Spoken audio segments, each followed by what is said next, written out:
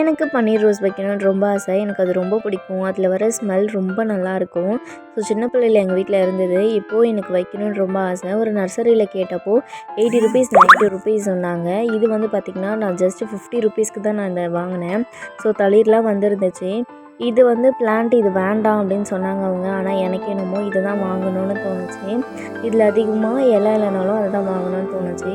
இது வந்து ஆல்ரெடி நான் ஒரு ரோஸ் பிளான்ட் இந்த பக்கெட்டில் வச்சுருந்தேன். ஸோ அது செத்து போச்சு.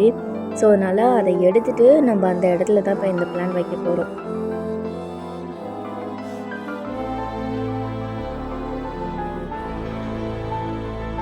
அவ்வளோதான். இப்போ இதை நட்டாச்சு. நட்டதுக்கப்புறமா நம்ம எப்பயும் போல் லீஃப் எல்லாத்தையுமே கட் பண்ணி விட போகிறோம். ஸோ நான் எப்போவுமே லீஃப் செடி வச்சேன்னா அதுலேருந்து வர லீஃப் எல்லாத்தையுமே கட் பண்ணி விட்டுருவேன். ஸோ அப்போ தான் எனக்கு வந்து அது எப்படி க்ரோ ஆகுதுன்றது எனக்கு தெரியும். அதனால் நான் கட் பண்ணி விட்டுருவேன். ஸோ நான் கட் பண்ணும்போது இதில் நிறையா தளிர் இருந்ததுனால எனக்கு தெரியல. ஸோ இதோட அப்டேட் வந்துட்டு நான் இது பூ பூக்க ஆரம்பிச்சதுக்கப்புறமா சொல்கிறேன். இது பன்னீர் ரோஸ் தானான்னு எனக்கு தெரியல. ஆனால் நான் பன்னீர் ரோஸ்ன்னு கேட்டதுக்கு அவங்க எனக்கு இதான் கொடுத்தாங்க. ஆல்ரெடி கீழே வந்துட்டு பார்த்திங்கன்னா சின்னதாக வந்துட்டு துளிர் வந்திருந்தது. நீங்கள் பாருங்கள், நான் காமிக்கிறேன். இது எல்லாமே புதுசாக வந்த தளிர் தான் இது எல்லாமே.